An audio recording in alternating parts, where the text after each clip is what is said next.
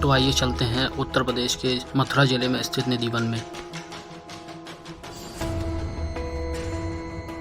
तो जैसा कि अभी हम देख रहे हैं, ये प्रवेश द्वार है निधिवन का। यहाँ से एंटर करके हम सीधे अंदर चलेंगे।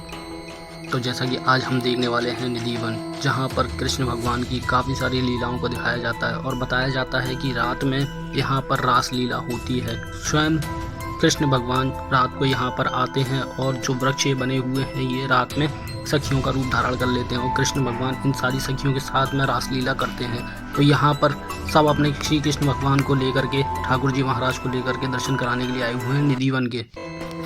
तो जैसा कि यहाँ के स्थानीय लोग बताते हैं कि यहाँ पर रात में प्रवेश वर्जित है और यह है भी कि 6 बजे के बाद में निधिवन में एंट्री बंद हो जाती है और जो भी यहाँ पर रुकने की या ठहरने की हिमाकत करता है उसे अपनी जान दे करके इसकी पूरी भरपाई करनी पड़ती है।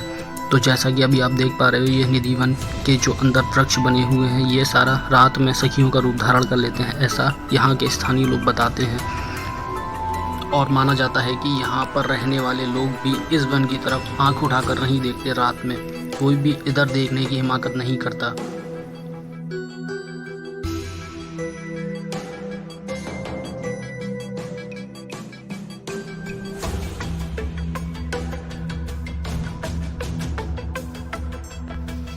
बताया जाता है कि ये जो वृक्ष बने हुए हैं रात में सखी का रूप धारण कर लेते हैं और श्री कृष्ण भगवान जो आते हैं यहाँ पर अनेकों रूप धारण करके इन सखियों के साथ में रास लीला रचाते हैं। और जो भी इस रास लीला को देखता है वो उसके बाद में एकदम मौन धारण कर लेता है, ना किसी बोलने की स्थिति में रहता है, ना कुछ कहने की स्थिति में, ना कुछ समझने और सोचने की स्थिति में रहता है। तो इसी डर के कारण कोई भी यहाँ आने की हिमाकत नहीं करता।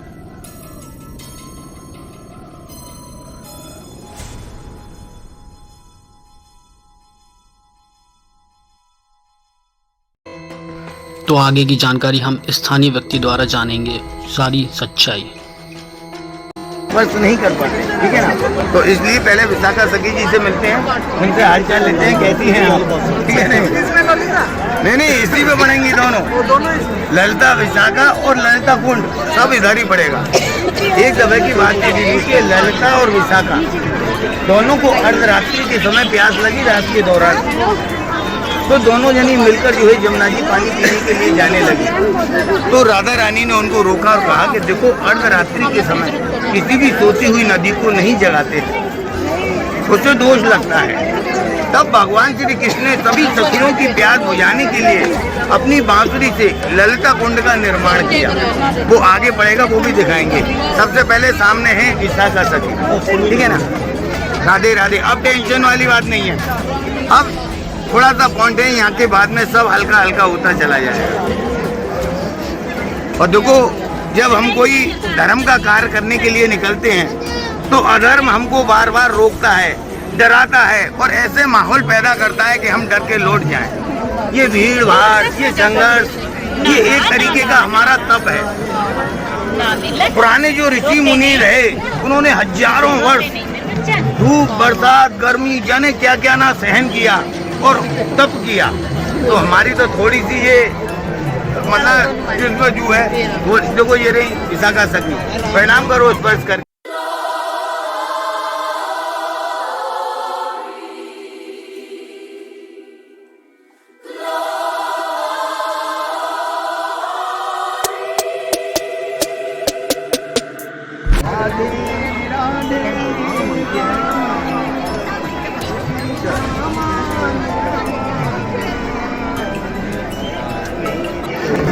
नीचे तो था, कोई बात नहीं दीदी।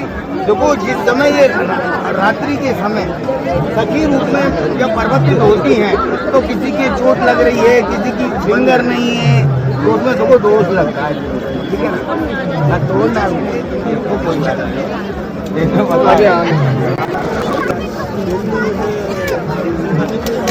ये भगवान श्री कृष्ण के समय से भी पहले की है।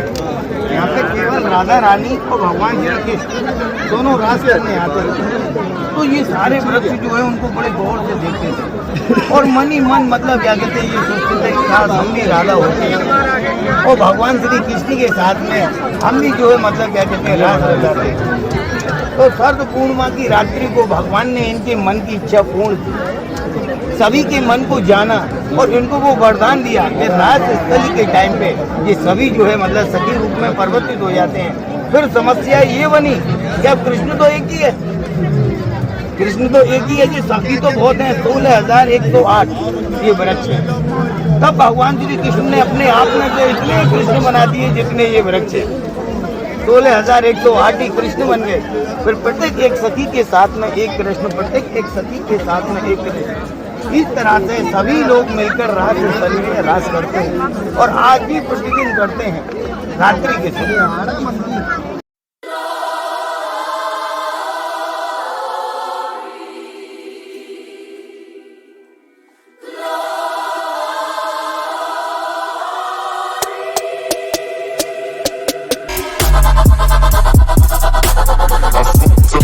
So we hustle, then what then? Oh my.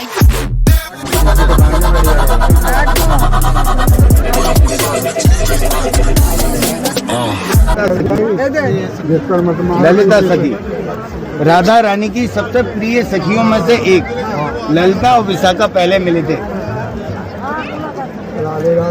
जब हम बंसी चोर राधा रानी पर पहुंचेंगे तो ललिता और विशाखा के प्रत्यक्ष रूप से सामने दर्शन होंगे आपको।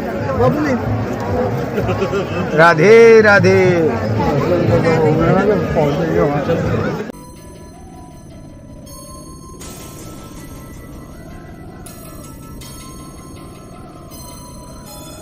जरूर रखें और राधा रानी के 3 जयकारे लगाएं सच्चे मन से। राधा रानी उनकी मनोकामना 6 महीने के अंदर पूर्ण करती हैं, ऐसा कहते हैं। ये देखो यही है वो ललिता कुंड जो भगवान श्री कृष्ण ने अपनी बांसुरी के द्वारा जिसका निर्माण किया।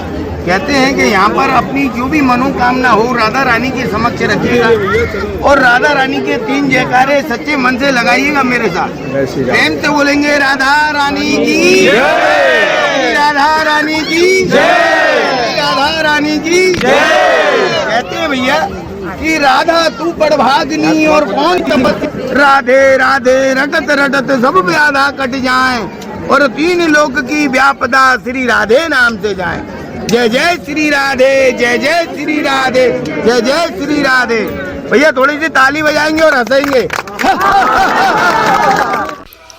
तो ऐसा माना जाता है कि किसी व्यक्ति ने यहाँ पर रात में रुकने की कोशिश की थी। वह रुक तो गया था, लेकिन अगले दिन जब वह सुबह लोगों ने उसे देखा तो वह कहने सुनने बोलने लायक नहीं रहा। उसके मुंह से लार टपक रही थी और ऐसा व्यतीत हो रहा था कि जैसे कोमा में चला गया हो। और फिर उसने एक महंत को बुलाकर समझाकर इशारों से, तो महंत को जब वहाँ पर महंत आए तो उन्होंने उसकी स्थिति देखी तो वह समझ गए कि ये इस चीज़ का शिकार हुआ है। और उसने एक लेटर पर लिख कर दिया कि मैं अपनी इस मोह माया भरी ज़िंदगी से मुक्ति पाना चाहता हूँ और स्वयं अपने प्राणों को त्याग रहा हूँ। तो उसका वह लेटर आज भी मथुरा म्यूजियम में रखा हुआ है। तो उसने खुद अपने प्राणों का त्याग कर दिया और इस मोह माया भरी ज़िंदगी से छुटकारा पा लिया। तो जैसा कि पहली बार इस वन में रासलीला हुई थी, तो ये खबर पहुँचते पहुँचते भोलेनाथ तक भी पहुँच गई और भोलेनाथ को पता चला कि स्वयं श्री कृष्ण रासलीला कर रहे हैं वृंदावन में, निधि वन के अंदर। तो उन पर रहा नहीं गया और यह देखने के लिए वो अपना कैलाश पर्वत छोड़कर निधि वन में आ गए। तो कृष्ण भगवान की 2 सखियां जो पहरेदार थीं, जिनका नाम था रंग देवी और सुदेवी, इन दोनों ने भोलेनाथ को रोक दिया और कहा कि इस वन के अंदर सिर्फ सखियों की एंट्री है, किसी पुरुष की नहीं। तो उन्होंने बोला कि आप कृष्ण जी से जाकर के बोलिए कि स्वयं भोलेनाथ आए हैं। सखियां भोलेनाथ से बोली कि यहाँ जितनी भी हैं सिर्फ सखियां हैं, पुरुष तो सिर्फ एक हैं, वो है श्री कृष्ण।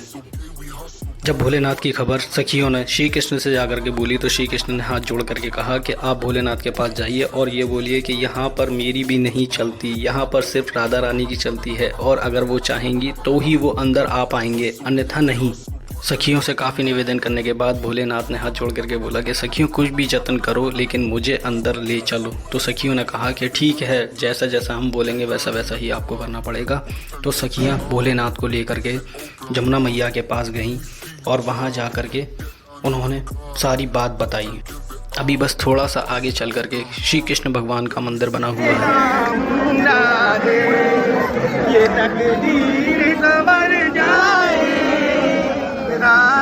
तेरे चरणों की क्षमा दे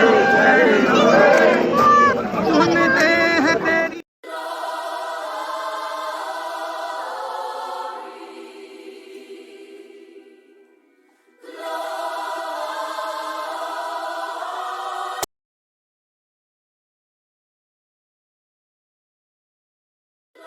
यहीं से थोड़ा आगे चल के हमें एक कथा सुनने को और मिलती है जिनका नाम था सती सखी, जिन्होंने कभी भी असत्य काम नहीं किया था और भगवान भी उनके इस कार्य को देख करके बहुत प्रसन्न थे।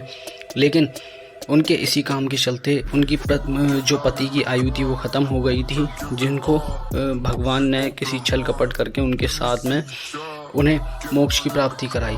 तो ये भगवान ने उन्हें वरदान दिया था कि आप कभी भी कोई गलत कार्य करोगी तो आपके पति की मृत्यु हो जाएगी। तो इस काम को देखते हुए उन्होंने कभी भी कोई गलत कार्य नहीं किया, जिसको देखते हुए उनके जो पति की आयु थी वो कंप्लीट हो गई थी। उन्हें ले जाने के चक्कर में जब तक वो सती कोई गलत कार्य नहीं कर सकती थी तो उनके पति को नहीं ले जाया जा सकता था। तो इसी को तोड़ने के लिए भगवान ने उनके छल कपट किया। श्री विष्णु ने उनके संग जा करके पति का रूप धारण करके उनकी कुटिया में विराजमान हो गए। तब उन्होंने पूछा कि मैंने ऐसा क्या कार्य किया है जिससे मेरे पति की मृत्यु हो गई है। तो उन्होंने बताया कि ऐसे ऐसे भगवान विष्णु ने आपको छल से आपके साथ ऐसा किया है। तो यह सब जान करके उन्होंने भगवान विष्णु को जो है श्राप दे दिया कि आप पत्थर के बने रहोगे और हिलोगे नहीं। यह बात जब लक्ष्मी माता को पता चली तो लक्ष्मी माता सती के पास पहुंची और उन्होंने भी उन्हें श्राप दिया कि आप इस पूरी ब्रह्मांड में भटकती रहोगी। इस टाइप का कोई श्राप दिया था। तो वो आज तक ब्रह्मांड में भटकती हैं, जिनका एक दर्शन यहाँ पर देखने को भी मिलता है। और इस वाले मंदिर में हमें केले का प्रसाद देखने को मिलता है, जो कि आप अपने इच्छा अनुसार ले सकते हो। और जितने भी वृक्ष आप इस वन में लगे हुए देख रहे हो, ये सारी सखियाँ। ऐसा माना जाता है कि भगवान श्री कृष्ण के लिए डेली लड्डू का प्रसाद रखा जाता है और जब सुबह होती है तो 7 तालों में बंद करने के बाद भी वो प्रसाद झूठा करा हुआ मिलता है और जो जैसे कि भोग लगा हुआ मिलता है।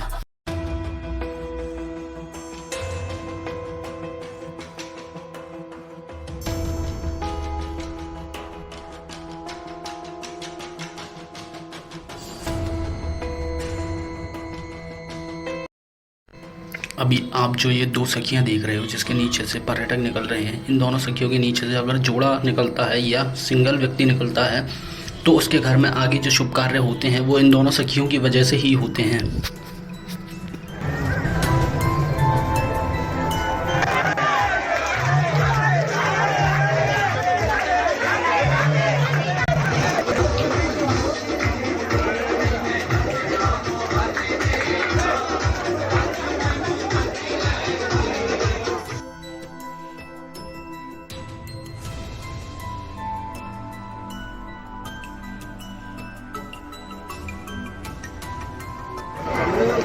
ये समाधियाँ बनी हुई हैं श्री मतकुंज बिहाड़े नमः, श्री हरिदास, जय श्री हरिदास। ये सब चरण बने हुए हैं इनके।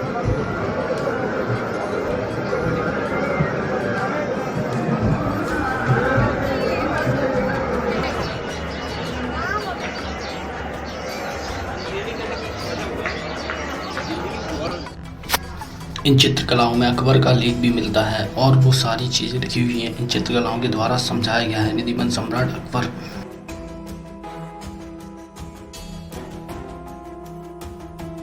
अभी आप जो मेरे पीछे देख रहे हो ये एग्जिट द्वार है। अभी यहाँ से हम सीधे बाहर निकल जाएंगे निधिवन के और फिर चलते हैं अपनी गाड़ी के पास जहाँ पर हमारी गाड़ी खड़ी हुई है।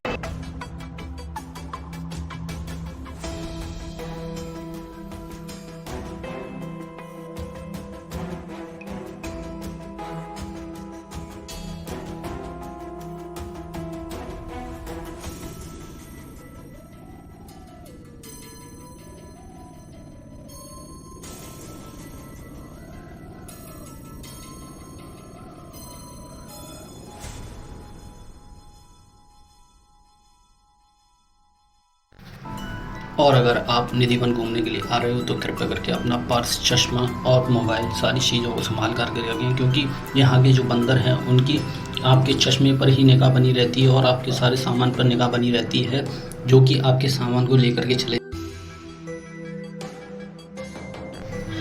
बहुत सारे अनसुलझे रहस्यों को समेटा हुआ है ये निधिवन, जिसको आज तक वैज्ञानिक भी नहीं समझ पाए, जो कि कृष्ण भगवान से जुड़ी हुई सारी बातें हैं।